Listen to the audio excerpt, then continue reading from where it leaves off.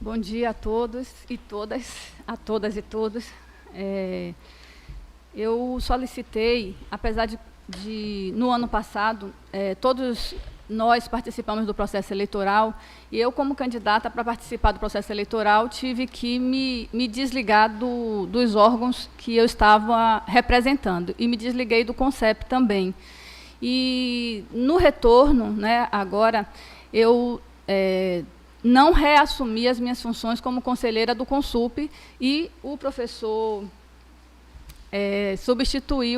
me substituiu, Henrique.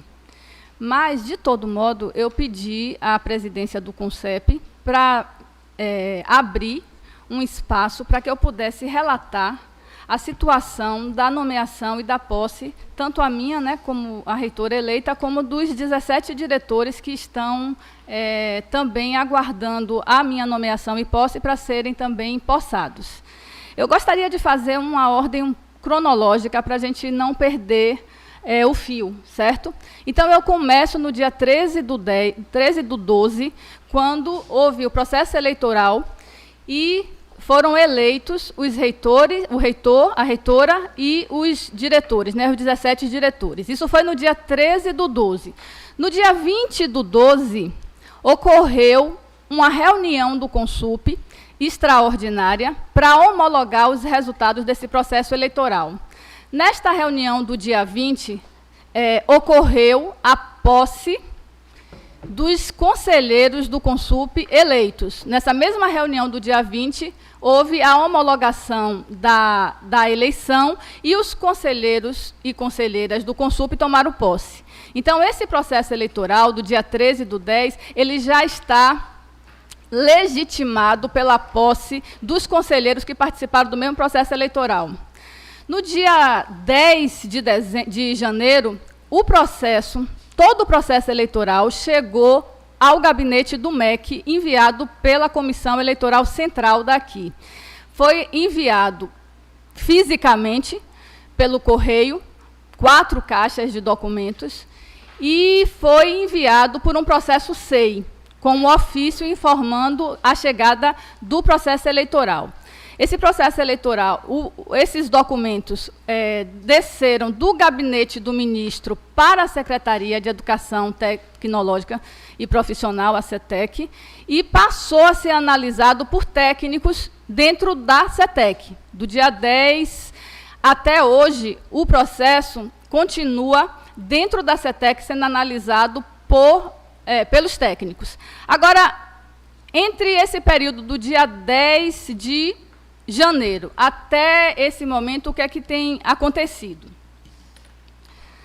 No dia 26 de janeiro, nós nos reunimos pela primeira vez enquanto equipe de transição. Foi um sábado, reuniu todos os colegas que estavam dispostos a participar do processo de transição, e nessa reunião nós decidimos solicitar um pedido de construção de uma equipe de transição bipartite, com membros indicados pela gestão que vai entrar e com membros indicados pela gestão que estava para sair.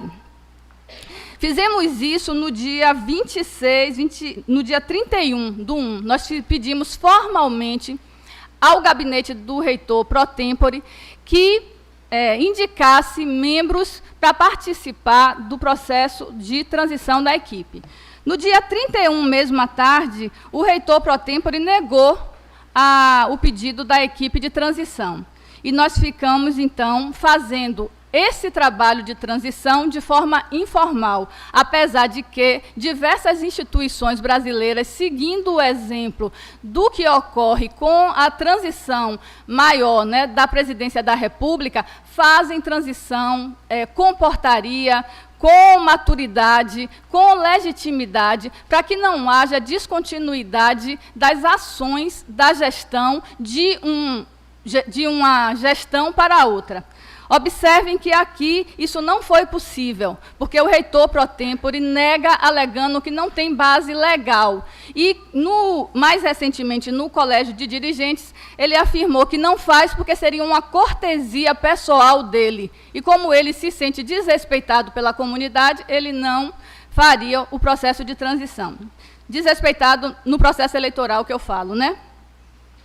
No dia 15/2, nós fizemos uma visita ao MEC, para verificar como o processo estava se desenrolando lá dentro. Aí que nós tivemos as notícias de como esse processo estava sendo analisado.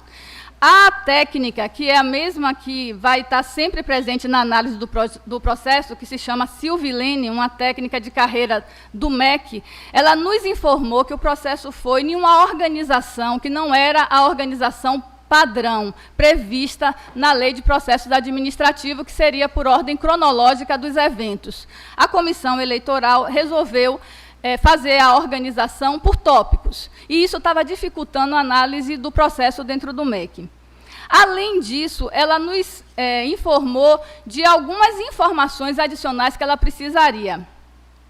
Por exemplo, estava faltando uma resolução de deflagração do processo eleitoral.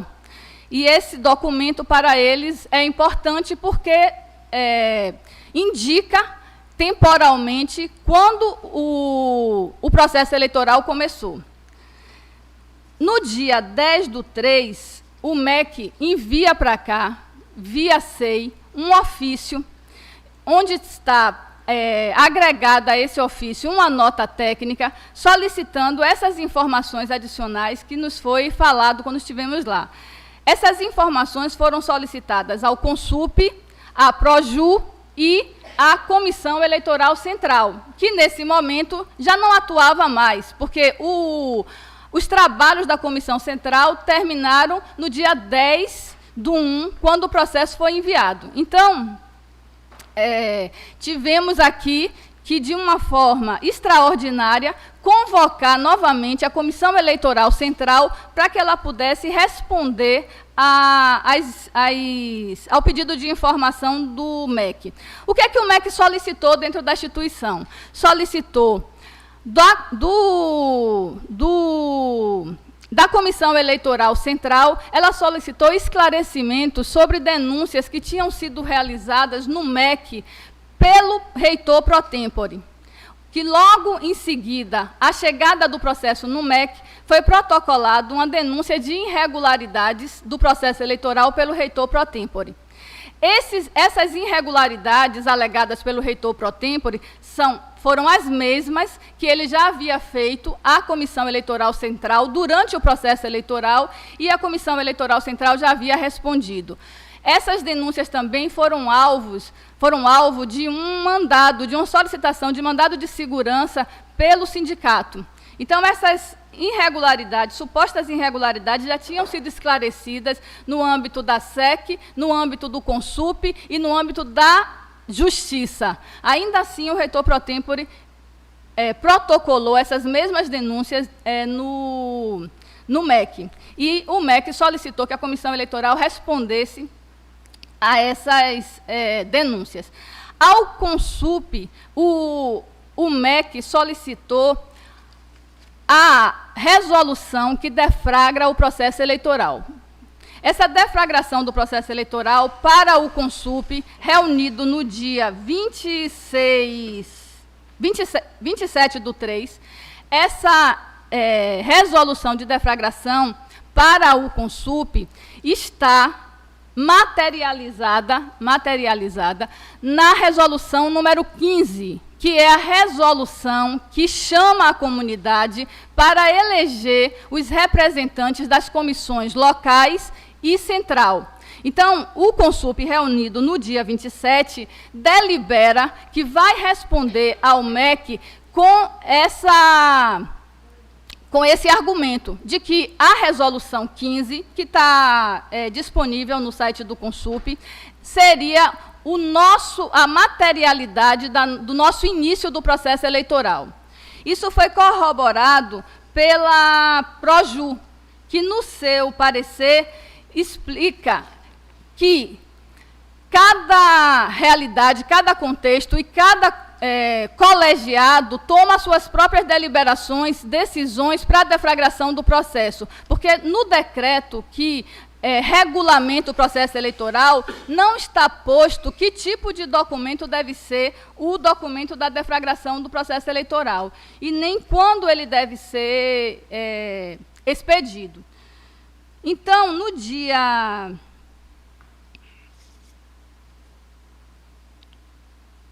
21/3, fica pronta a resposta da Proju. No dia 6/4, fica pronta a resposta da SEC. E no dia 10, fica pronta a resposta do Consup. Então, as 3 respostas ficam prontas no início de abril. E nós aí aguardamos que o gabinete do reitor pro tempore enviasse essas respostas para o MEC. E essas respostas não foram enviadas. Essas respostas ficaram paradas dentro do SEI, sem nenhuma resposta do gabinete e sem o envio dessas respostas para o MEC.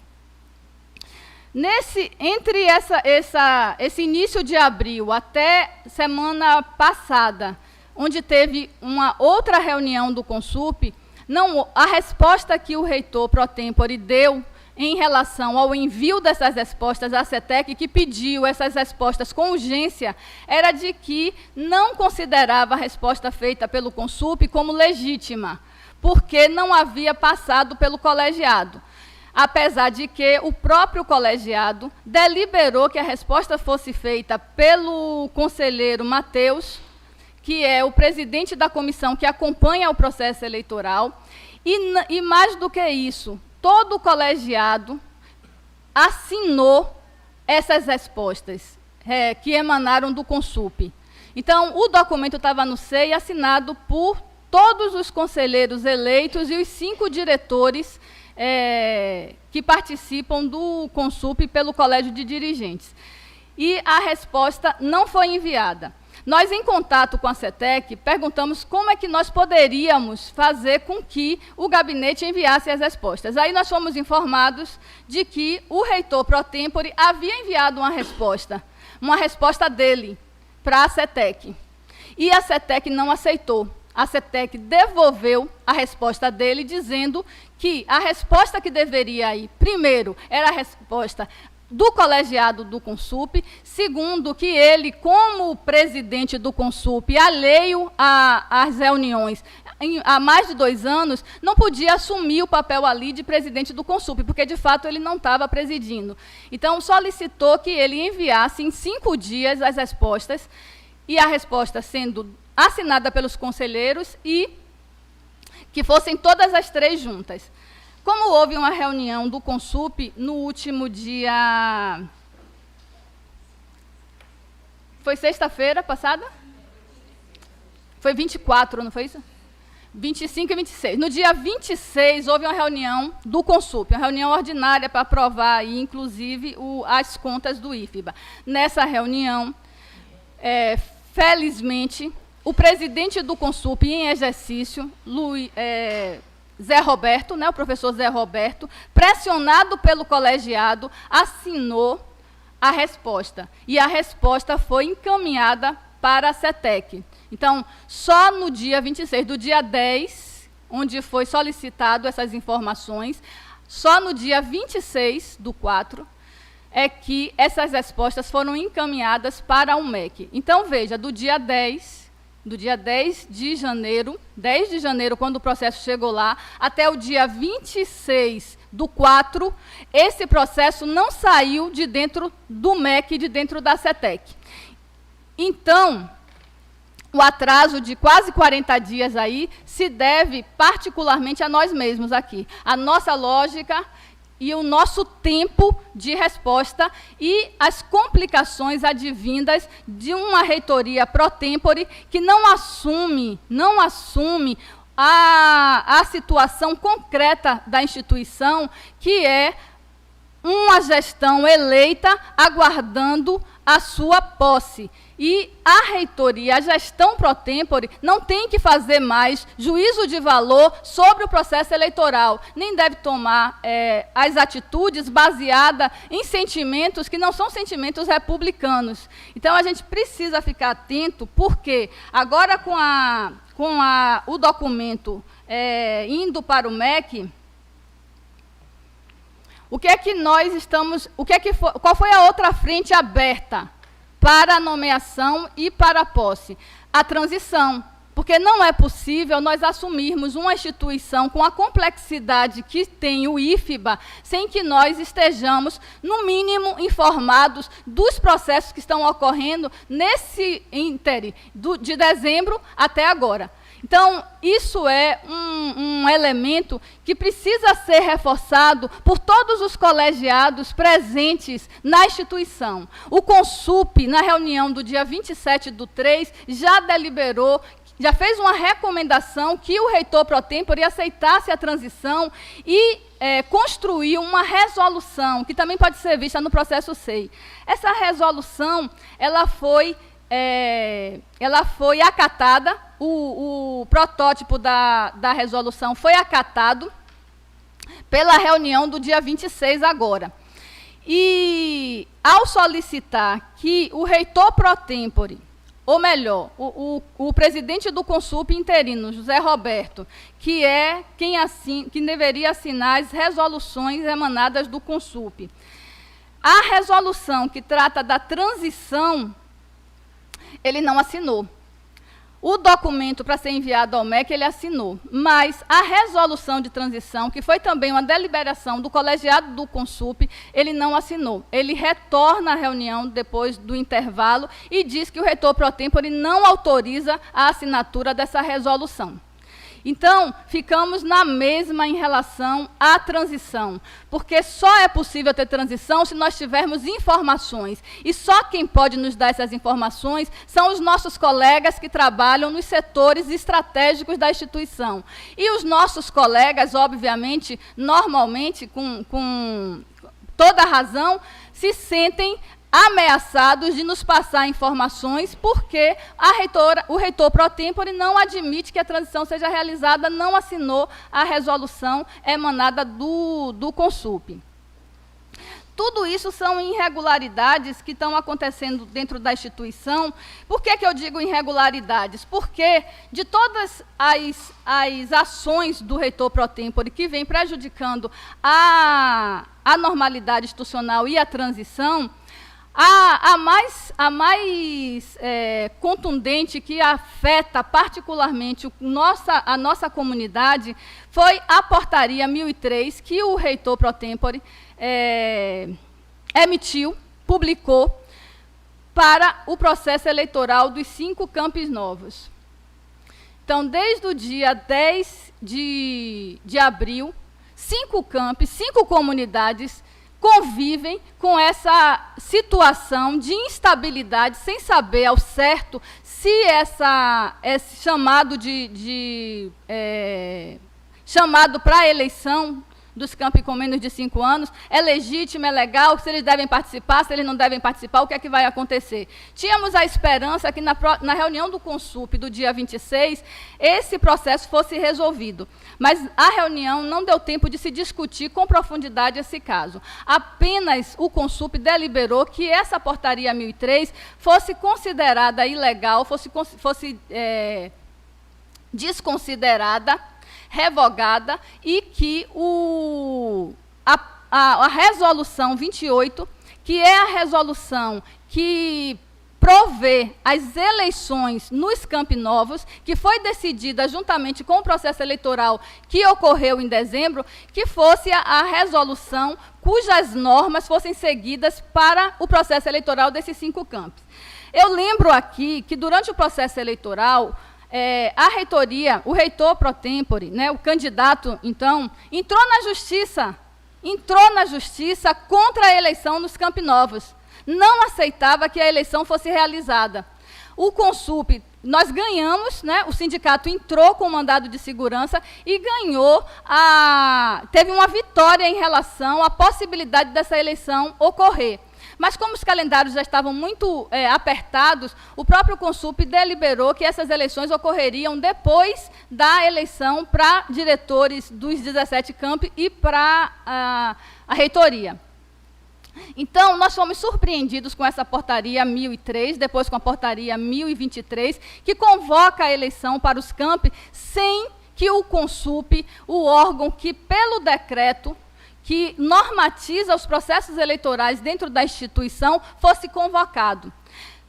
O CONSUP, a partir dessa norma eleitoral para os 5 campi, perde a sua prerrogativa, primeiro, de organizar o processo eleitoral e, segundo, de homologar o processo eleitoral. Todas essas 2 prerrogativas, na portaria 1003, na portaria 1023, vai expressamente para o gabinete do reitor pro tempore.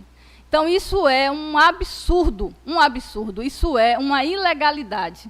E, ao tratar disso com a CETEC, ela orientou a mim e orientou a todos aqueles que tiveram contato com ela em relação a isso, que fizéssemos uma denúncia ao MEC, fizéssemos uma denúncia do que está ocorrendo dentro do CONSUP ao MEC. E é por conta disso que eu venho aqui solicitar que os colegas, além de dar esse informe a respeito do processo, pedir aos colegas que reflitam sobre essa situação que está ocorrendo dentro do IFBA e que aqui, esse colegiado, que é o 2º colegiado em representação dessa instituição, tome também providências em relação ao que está acontecendo. Porque nós aqui, como representantes da comunidade, temos que zelar pelo bom andamento das políticas e da democracia interna dentro dessa instituição. Nós fizemos uma carta-denúncia, uma nota-denúncia, para enviar para o MEC. Essa nota está assinada por todos os conselheiros eleitos do CONSUP, está assinada por todos os diretores eleitos na última eleição, e eu venho aqui solicitar, pedir a vocês que, numa reflexão a respeito desses atos que estão ocorrendo dentro da instituição, assinem também essa nota para que nós possamos enviar para o MEC, denunciando a situação das eleições nos Campi Novos, denunciando a questão da transição e denunciando esses atos que estão procrastinando o resultado e a nomeação e a posse dos eleitos no último processo eleitoral. Essa nota eu pedi que Cíntia fizesse cópias. E vou passar para vocês aqui, de um lado e de outro, para que a gente possa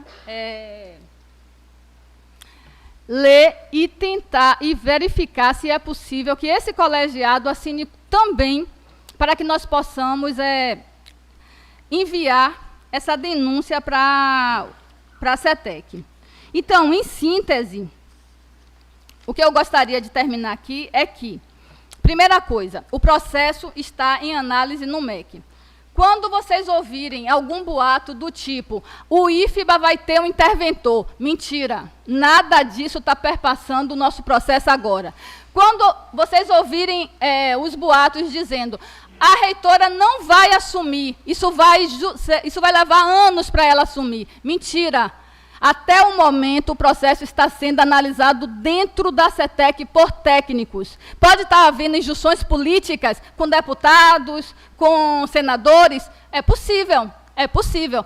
Porque a gente sabe que os interesses que estão, o jogo que está sendo realizado para ter eleição nos Campi Novos, para que a nomeação atrase, isso é o jogo do poder. Isso é o jogo da política, que perde em maturidade, que perde em legitimidade e ganha com essas pequenas picuinhas que fazem a instituição, primeiro, ficar insegura, a instituição fica, a comunidade fica à mercê desses boatos, à mercê dessas fake news, e as respostas, elas não chegam nas comunidades na mesma velocidade que a gente gostaria. Então, o que eu peço a vocês aqui, como representantes, né, de todos os campi, é que não reproduzam, não repercutam esse tipo de boato, porque até o momento o processo está dentro do MEC,